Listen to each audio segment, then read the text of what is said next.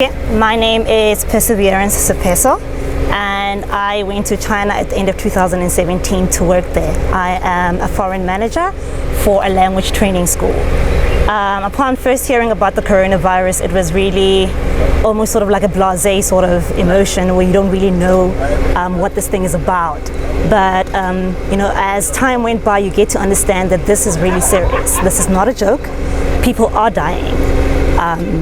There were incidences where people were dragged out of their apartments because they had this thing, and they were to be kept away from other people because that's how fast this thing spreads. All you need is one infected person. We're not talking about 10, we're not talking about 3, we're talking about one. One person can entirely wipe out a community, and that's why it is so important to comply. People, comply to the lockdown. It is essential. Comply. Literally, honestly, at this point, it's just comply or die, honestly. If we're not going to comply with the measures and the policies of the lockdown, we are definitely looking at mass death. So, back home now, what do you think? Yeah, honestly, it's right now being in my hometown, it's a mixture of emotions. It's a mixture of emotions. I'm really battling to find the right sort of emotion to just stick to one. I am ecstatic to be home because for the most part, being in China, you have the uncertainty of when am I going to go home? And I think for the most part, the distress was I'm going to be stuck here and I will not be able to go home. And should the unfortunate happen, I would like to be home.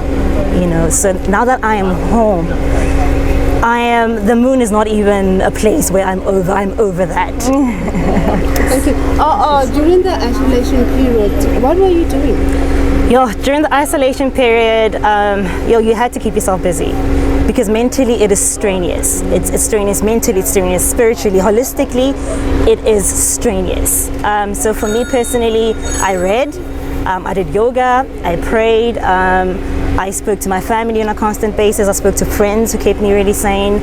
I just tried to stay busy because being in one space, because you can remember I'm alone. I'm alone in an apartment in a place where it's a foreign language, and even though I speak a bit of Mandarin, sometimes there is a gap in the communication because of the language barrier. Yeah. So it was just, you needed to keep yourself safe. And it's not a joke. We were in isolation for 55 days. We're not talking quarantine, we're talking isolation, one man. 55 days. Coming back to South Africa, being quarantined for another 14 days. I'm now back home under lockdown for a further 21 days.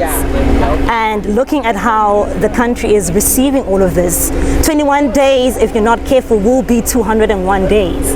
Will be a year, will be 2 years. We need to be careful. We need to be careful. Where we were, I'd say that the control measures were pretty strict. Were pretty strict in the sense that if a person was suspected, if you're suspected to be sick, the people from the healthcare service would come and isolate you, literally remove you from the community so that you are left there to be treated. But there were incidences of restraint where people did not want to go and they had to forcibly be removed from their communities to keep the rest of us safe. But it was stressful. Being in a place like China where it is bustling, it's alive 24/7, and waking up and the streets are completely empty. It was like Armageddon. It was empty. It is a scary feeling. Yeah. So you saw what you saw. Do you think that South Africans are complying? No, absolutely not. They're not complying. No.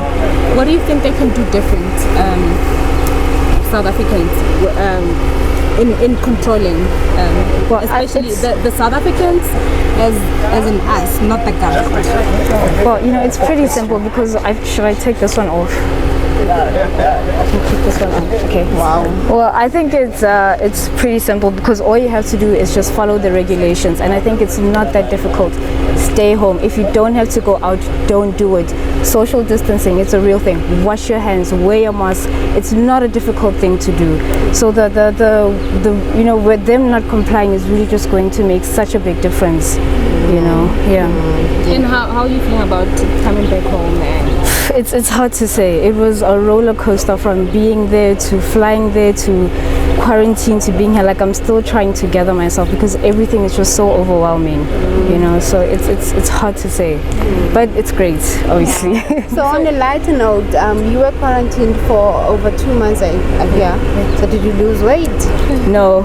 Well, I think when we were there, yes, but then when we were at the ranch, you know, they took care of us. We were well fed, so I think I gained a bit of weight from the past 2 weeks. One lesson that you can teach to us South Africans about this pandemic? Stay home, you know, listen to what the government regulations are. Don't be difficult about it. It's really not a difficult thing to do, to just comply. You know, that's all. Yeah, You that's all can it just is. get how long you had been in China and what you were doing in China. Sorry. We didn't get how long you Oh, had been okay. in China and what you were doing. I'm a student. I was studying there. I studied language for 2 years and then did my degree. And yeah, so that's what I was there for. Your plan back here home, what are you going to do? Well, I'm not done with my studies yet. So at some point when things get better, I will have to go back, yeah, to finish off. So yeah, from then on, then I'll decide what to do then. Is it going to be the same thing with you? Are you planning to go back?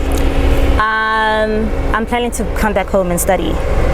But after this, I feel that, you know, the life lesson that we learned is go out there, do what you have to do, come back, plow back.